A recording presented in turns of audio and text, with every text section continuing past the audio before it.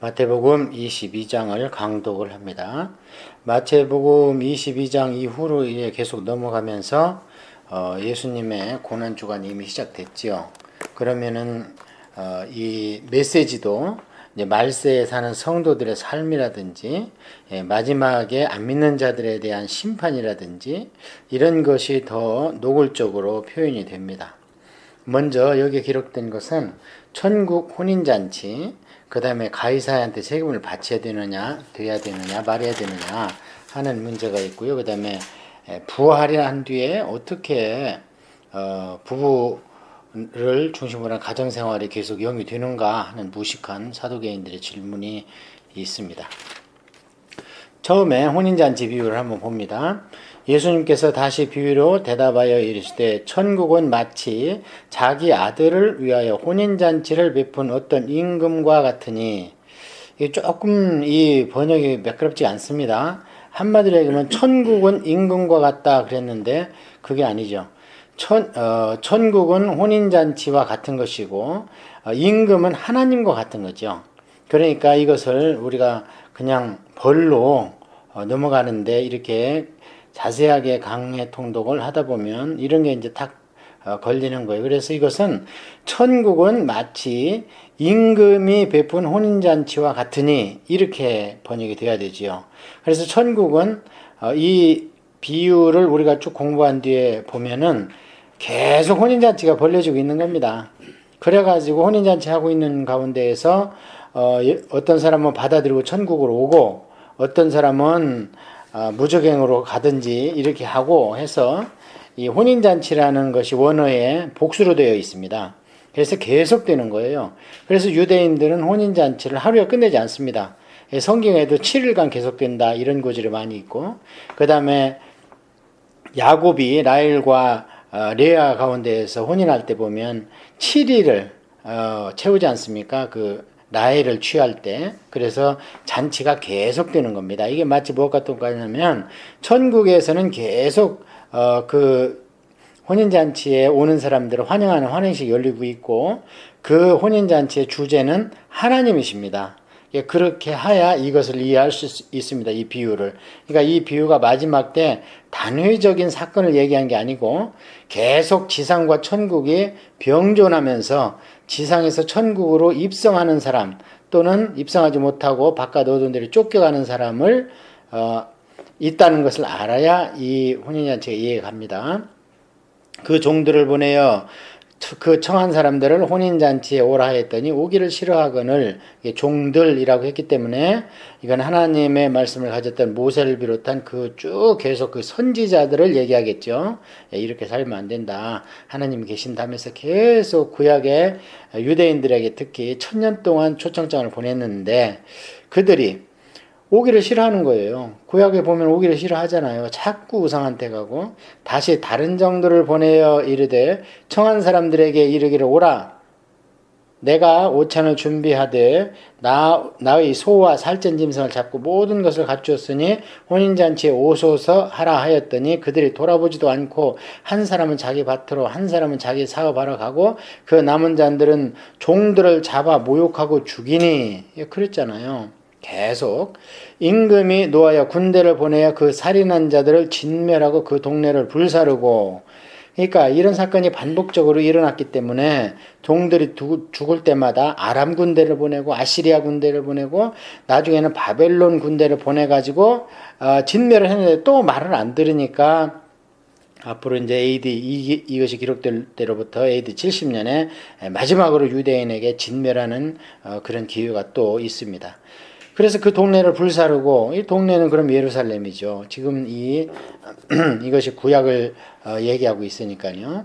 이에 종들에게 이르되 혼인잔치는 준비되었으나 청한 사람들은 합당하지 아니하니 네 거리 길에 가서 사람을 만나는 대로 혼인잔치에 청하러 오라 한대. 자, 이제는 그 성만 말고 네 거리 길, 이거는 통상 이게 이제 교차로라는 뜻입니다. 원어로 보면. 그렇다면 이방인들, 이제는 그 청한 사람들은 유대인들이었고 처음에 유대인을 통해서 하나님 구속사를 이루고자 했지요. 안 되니까 이제 이방인들을 다 만나러 데리고 와라 이렇게 이야기를 했습니다. 종들이 길에 나가 악한 자나 선한 자나 만나는 대로 모두 데려오니 혼인잔치에 손님들이 가득한지라. 그래서 천국 혼인잔치가 있고요. 이 땅에 교회가 또 혼인잔치입니다. 그런데 이 교회가 혼인잔치일 때는 이제 우리가 보는 유형의 교회, 무형의 교회 개념을 알고 있어야 됩니다. 그래서 이 교회 안에 천국의 브랜치인 지점인 교회 안에 악한 자, 선한 자, 다른 말로 얘기하면 알곡과 쭉정이가 같이 섞여 있잖아요. 자, 그렇게 했는데 앉아 있는 겁니다. 그랬더니 임금이 손님들을 보러 들어올세 거기서 예복을 입지 않은 한 사람을 보고, 자, 드디어 임금님이 납십니다. 드디어 하나님이 납십니다. 이게 뭡니까? 백보자 심판을 얘기를 하는 겁니다. 그래서 예복을 입지 않은 한 사람이 있답니다. 많은 게 아니고 한 사람. 그래서 그러면 예복을 입지 않은 것을 왜 책망하느냐? 그 당시에 혼인잔치의 그 혼주, 그러니까 여기서는 하나님이죠. 이분은 반드시 예복을 준비해야 됩니다. 그 책상에 앉아있는, 밥상에 앉아있는 사람들의 숫자를 예상을 해서 예복을 준비해가지고 본인이 예복을 준비하지 못한 사람들을 위해서 예복을 반드시 내주는 겁니다. 그래서 이런 혼인잔치가 이제 왕의 잔치인데, 그 당시에 예수님께서 추상적이나 관념적으로 얘기한 것이 아니고 실제로 페르시아나 바벨론이나 이런 제국이나 또는 유대라 하더라도 왕궁에서 이런 잔치가 있었습니다. 그때는 예복이 없으면 안 되겠죠. 오늘날도 그렇지 않습니까? 그냥 평민들 말고 큰 데에는 전부 다 잔치 예복을 입지 않습니까? 그래서 미처 준비를 못한 사람을 위해서 그 혼주가 오기 전에, 그 주관한 분이 오기 전에 그 하인들이 옷을 다 나눠줍니다. 그런데 임금님이 와서 보니까요, 한 사람이 예복을 안 입었습니다. 그러면 이 사람은 지금 옷을 안 입은 것이 누구 책임입니까? 나누어졌는데 의도적으로 안 입은 겁니다. 그러니까 임금님을 우습게 본 거예요. 농담으로 여긴 거예요. 그러니까 이 책임이 지금 있는데, 이 당시의 임금은 그 당시 제국이나 또 우리 하나님으로 예표된다 하더라도 생사 여탈권이 있었습니다. 오늘날하고 틀려서. 그러니까 임금님이 속이 엄청 상하신 거죠. 이게 만약에 세상 제국에서 이런 일이 있었다면 이자는 그 즉시 처형을 당했을 겁니다. 네. 그래서 이제 예표에 맞게 이제 하나님께서 지옥으로 던져버리는데, 자, 그러면 이 예복은 무엇인가? 천국잔치에 그 예수 그리스도의 옷이죠. 그래서 사도 바울은 우리가 예수 그리스도로 말미암아 옷을 입어야 된다 이렇게 말씀했잖아요. 그러니까 교회는 왔는데 예수 그리스도의 옷을 안 입은 거예요. 그럼 지금은 앉아 있지만 막상 임금이 딱 오면, 재림 예수님이 오시면 그 자는 곤란해 가지고 던진 바 되는데, 이것이 알곡과 쭉정이에서는 불 속에 던져버리는 거예요. 쭉정이를 먼저, 가라지를 먼저 불 속에 집어넣는 겁니다. 이르되 친구여 어찌하여 예복을 입지 않고 여기 들어왔느냐 하니, 그가 아무 말도 못하거늘, 업신여구인데 감히 평민 주제에 임금님한테 뭐라고 대꾸할 수 있습니까? 그리고 그런 것은 상식적으로 알지요. 아무리 믿음이 없는 사람이라도 본인 몸이 교회 가서 앉아있다면 그것이 무엇 하는 곳인지는 알고 있습니다. 믿음으로 자기가 동의를 못할 뿐이지. 그런 것이 나중에 핑계거리가 안 된다는 겁니다. 임금이 사원에게 말하되 그 손발을 묶어 바깥 어두운 데가 내 던지라. 거기서 슬피 울며 이를 갈게 되리라 하니라. 자, 청함을 받은 자는 많되 택함을 입은 자는 적으니라. 이 혼인잔치의 비유는 이 정도 하면 잘 이해를 했을 겁니다. 자, 그 다음에 이제 가이사의 세금 바치는 문제를 가지고 또 봅니다. 자, 이거는 뭐냐면 지금 22장은요, 이게 천국장입니다. 천국장인데 어떤 천국장이냐면 이 지산과 천국의 경계선에 있는 천국장이에요. 우리가 13장을 공부할 때 지상의 천국장 얘기했잖아요. 막 누룩과 같다, 목과 같다 그러면서 번져나간다 하면서 이 땅에서의 천국이, 그러니까 교회가 세력을 더해가지고 번져나가는 지상에 퍼지는 천국을 얘기했다면, 22장은 이제 이 지상에서 마지막에 천국에 들어가는 그 장면과 또 말세를 사는 성도의 삶을 이야기를 했고, 그 다음에 진짜 천국의 혼인잔치는 성경 맨 끝에 있는 요한계시록 21장에 있습니다. 자, 이제 세상을 우리가 어떻게 살아야 되는지 성도가 이에 바리새인들이 가서 어떻게 하면 예수님을 말의 올무에 걸릴까 상의하고 자기 제자들을 헤롯 당원들과 함께 예수님께 보내어 말하되 선생님이여 우리가 아노니 당신은 참 되시고 진리로 하나님의 도를 가르치시며 아무도 거리끼는 일이 없으시니 이는 사람을 외모로 보지 아니하심이니이다. 전장을 공부할 때 이것을 제가 언급을 했는데요. 이들이 모르는 게 아닙니다. 알고 있습니다. 그러면서 그러나 자기의 기득권, 이 땅에서의 부와 명예와 지위와 칭송받는 거 이런 것을 놓기가 싫은 겁니다. 이 육신의 잠시 안락을 위해서 알면서도 의도적으로 예수님을 배척하는 거죠. 여기 비아냥거리면서 지금 예수님을 시험하려고 할 때 하는 말 보세요. 아주 진리로 얘기하지 않습니까? 당신은 참되고 진리다. 그러면은 아예 메시아여 하든지 그러면서도 랍비여 하면서 선생님이여 이렇게 달라드는 거예요. 그러면 당신의 생각에는 어떠한지 우리에게 이르소서 가이사에게 세금을 바치는 것이 옳으니까 옳지 아니하니까 하니 이게 그 당시 유대인에게는요 가장 직면한 문제입니다. 로마에 대해서. 그러니까 세금을 안 바친다는 것은 뭐 오늘날 우리 개념이 아니고 로마에 대해서 반역을 한다는 거예요. 조공을 안 바치는 것과 똑같습니다. 국가 간에 조공이 안 들어오면 바로 쳐내려오지 않습니까? 그래서 세금을 개인이 안 바친다는 것은 나는 로마에 지금 항거한다 그런 뜻이니까 올무에 탁 걸렸죠. 자, 그래서 여기서 이제 세금 바쳐라 그러면은 그러면 당신은 유대인의 메시아가 아니네 이렇게 이제 할 거고 바치지 말라 하면 반역자다 해가지고 실제로 나중에 예수님 십자가 달릴 때 보면 이 죄목이 세금을 바치지 말라고 그랬다는 거예요. 오늘 여기 공부하면 보지만 예수님은 그렇게 말씀을 하신 적이 없습니다. 그러면 당신의 생각이 어떠한지 우리에게 이르소서 가이사의 세금이 바치는 것이 옳으니까 옳지 아니하니까 그래서 이제 양단 간의 결단을 내리라는 거예요. 이게 이제 지금 칼이 있는데 칼이 양쪽이 다 날이 섰어요. 그러니까 어디를 잡아도 다치게 돼 있습니다. 양단 논법이죠 이게. 어디를 만져도 칼날이 서스럽게 있기 때문에 다치게 되어 있는 그런 질문을 딱 던졌습니다. 예수님께서 그들의 악함을 아시고 이르시되 의식하는 자야 어찌하여 나를 시험하느냐 세금 낼 돈을 내게 보이라 하시니 데나리온 하나를 가져왔거늘 예수님께서 말씀하시되 이 형상과 이 글이 누구의 것이냐 이르되 가이사의 것이니이다. 이에 이르시되 그런즉 가이사의 것은 가이사에게 하나님의 것은 하나님께 바치라 하시니 그들이 이 말씀을 듣고 놀랍게 여겨 예수님을 떠나가시니라. 이거에 대해서는 참 해석이 많습니다. 설교하는 분마다 다 틀리고요. 주석마다 다 틀리는데 제 생각에는 이렇습니다. 이것이 결코 세상은 세상이고 영적인 건 영적이다. 이렇게 이중적 생활을 합리화시키는 구절이 절대 아닙니다. 그러면 이건 무엇인가? 우리가 하나님을 믿고 있지만 육신을 입고 있습니다. 우리가 하나님의 시민권을 갖고 있지만 캐나다 시민권도 있습니다. 그렇다면 하나님의 시민권자로서 해야 할 당연한 의당, 영적 의무가 있는 것이고 그 다음에 육신의 시민권을 캐나다에 속해 있기 때문에 캐나다의 의당, 우리의 의무가 있는 겁니다.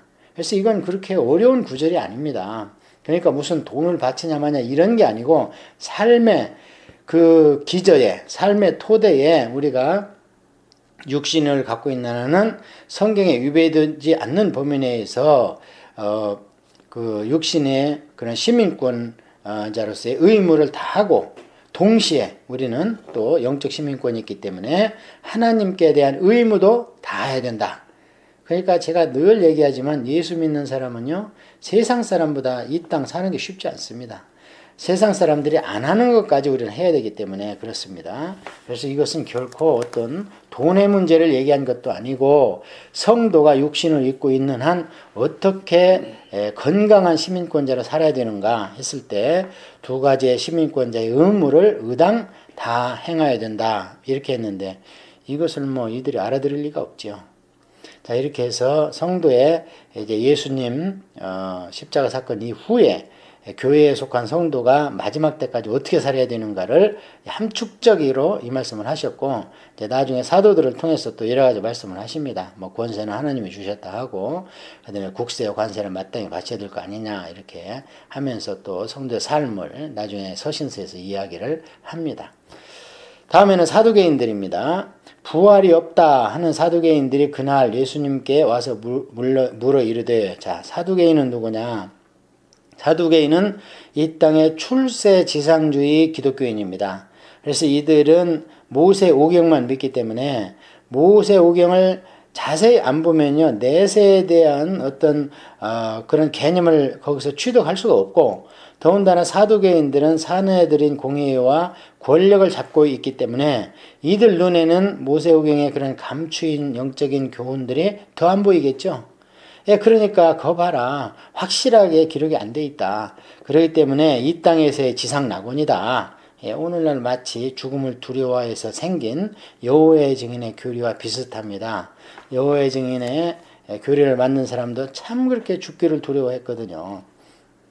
자, 그래서 선생님이요, 모세가 일렀으되 사람이 만일 자식이 없이 죽으면 그 동생이 그 아내에게 장가들어 형을 위하여 상속자를 세울지라 하였나이다. 이게 이제 형사 취수제다. 이거 뭐 동양에도 그런 게 몇 사상이 있는 게 있었습니다.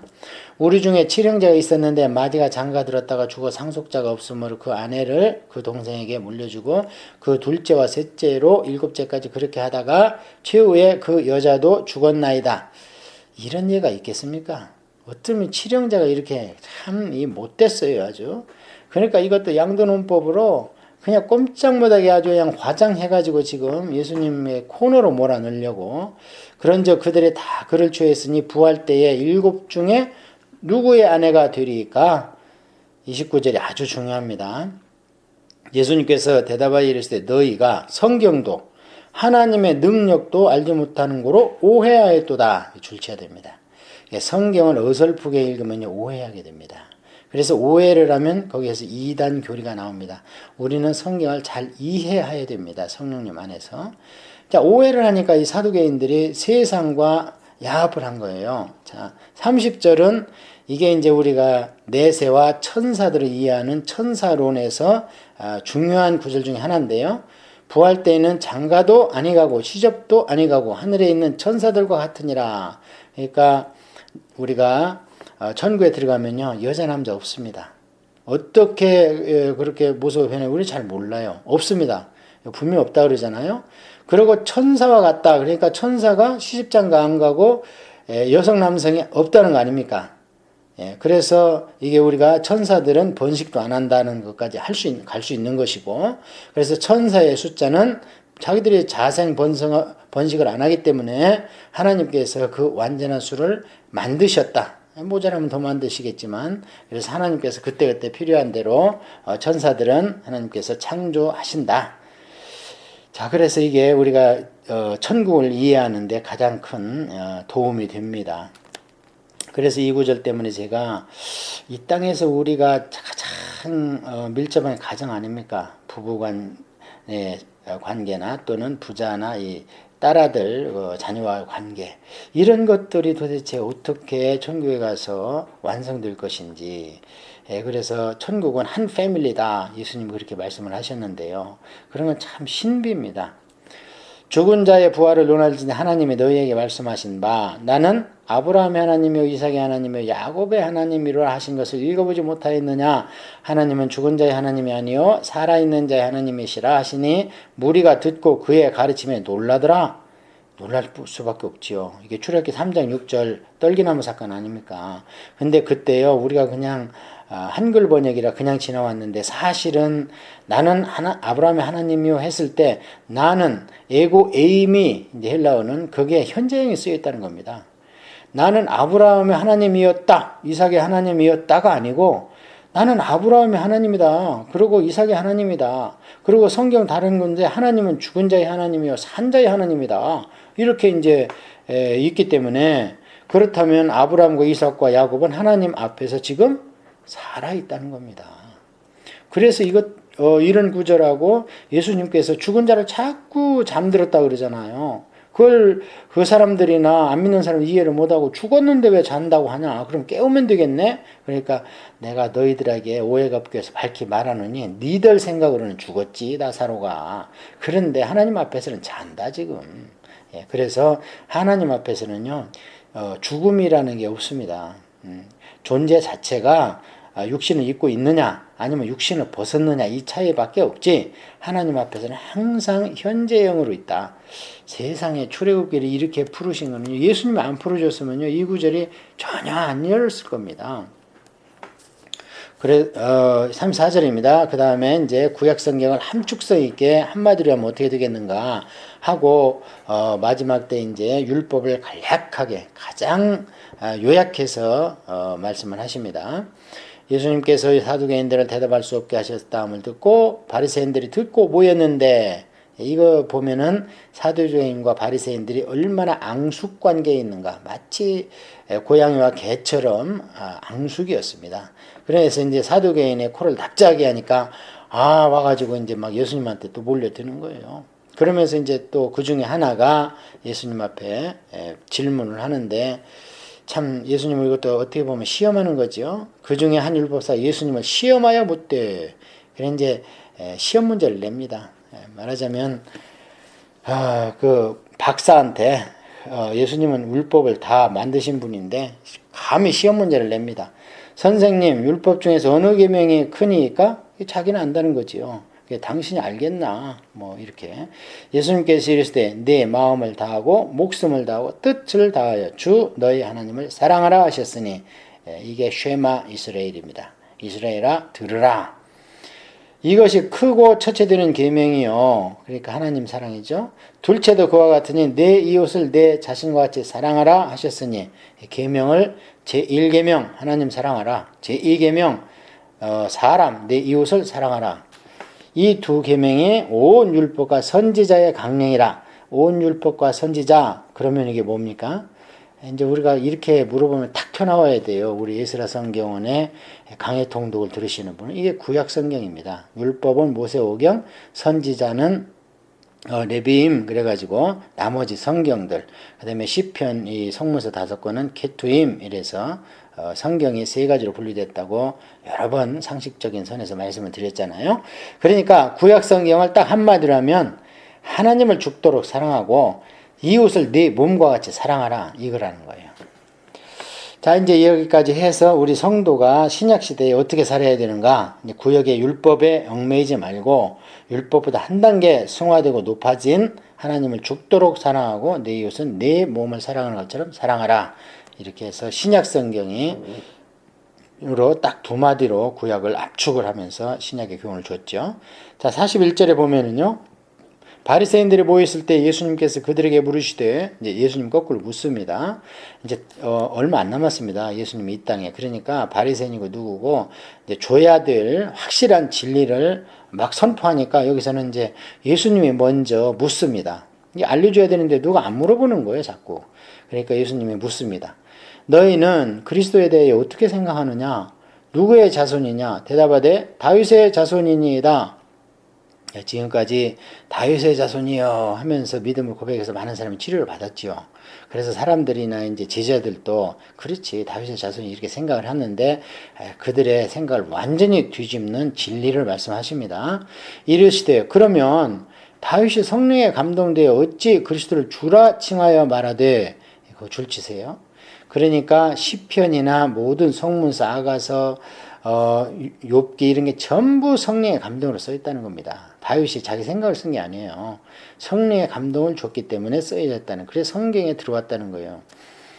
자 그래서 주께서 내 주께 이르시되 내가 내 원수를 내 발 아래 둘 때까지 내 우편에 앉아 있으라 하셨도다. 시편 110편이죠 이게. 이 정도는 알아야 됩니다. 왜냐하면 이것을 많이 인용을 해요. 이것저것 해서 신약에서. 그래서 여기에 보면은 이제 알아듣기 쉽게 얘기하면 다윗이 너무 힘드니까 기도를 깊이 합니다. 그러니까 성령님이 어떻게 했냐면은 다윗한테 확 영을 열어주시면서 하나님 나라를 보여주었어요. 그래갖고 영의 눈을 떠서 딱 보니까요 세상에 하나님이 한 분인 줄 알았는데 보좌 옆에 또 한 분이 계시는데 그분도 하나님인 거예요. 왜냐하면 주께서 내 주께 그러니까 curious to curious Lord to my Lord 이런 거예요. 그러니까 하나님 2분이잖아요 벌써. 그리고 이제 성령이 감동됐으니까 이제 3분이죠. 이랬는데 갑자기 하나님이 예수님한테 내가 네 원수를 내 발에 둘 때까지 내 우편에 앉아 있으라 하셨도다. 세상에 이게 이제 예수님이 십자가에 달리시고 나중에 부활하시고 승천하신 뒤에 이 일이 벌어진다 그러거든요. 그러면서 우편에다가 심판권을 네가 대속하느라 고생했으니까 심판의 전권을 너에게 주겠다 이렇게 했다고 요한계시록 말씀하시거든요. 그 장면을 보여준 거예요. 다윗한테 위로하기 위해서. 너무 다윗이 힘들어하니까.